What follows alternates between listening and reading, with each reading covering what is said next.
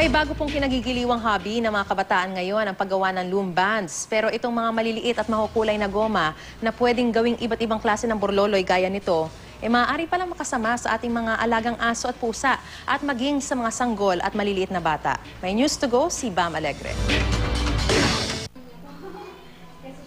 Hindi po ito banda. Ang paggawa nito, nauusong hobby ngayon ng mga kabataan.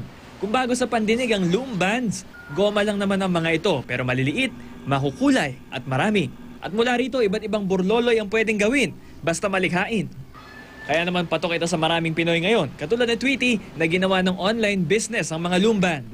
Yun nga lang dahil maliit ang mga ito, kailangan niya lagi mag-ingat na di ito makain ng kanyang alagang aso. Dito lang po kami sa matataas na lugar lang po, hindi po namin binababa para po hindi siya maabot ng aso.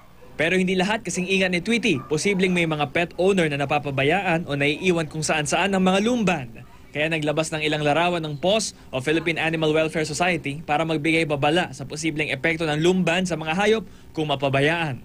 Dangerous to for pets. Di natin sila pwedeng sabihin na hindi kainin yung loom bands or baka gawin silang collars kasi mukhang attractive. Pero sa totoo lang, it can snap back, lalo na sa mga cats, and can seriously injure your cat. Bukod sa mga hayop, mas lalong mapanganib kung mapabayaan ng loom band sa mga toddler at sanggol. Choking hazard daw ito lalo't madaling malunok. Ano man ang laruan, mandatory na may warning label. So ayon niya sa isang batas na pinirmahan ng Pangulo noong nakaraang taon. Ang hindi pagsunod, may parusang multa na aabot hanggang 5 milyong piso at pagkakakulong na aabot din hanggang 10 taon. Babala naman ng Eco Waste Coalition, mag-ingat din sa mga peking loom band na madalas ibenta sa mga bangketa.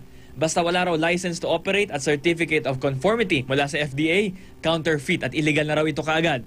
Bagamat wala raw bahid ng lead o toxic na material ang mga original na loom band, wala raw ganitong garantiya sa mga peking loom band lalo't mas amoy goma raw ang mga ito.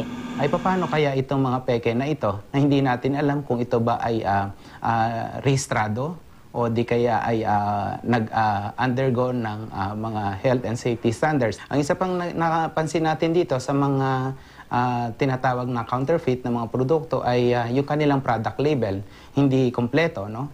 Bam Alegre, GMA News.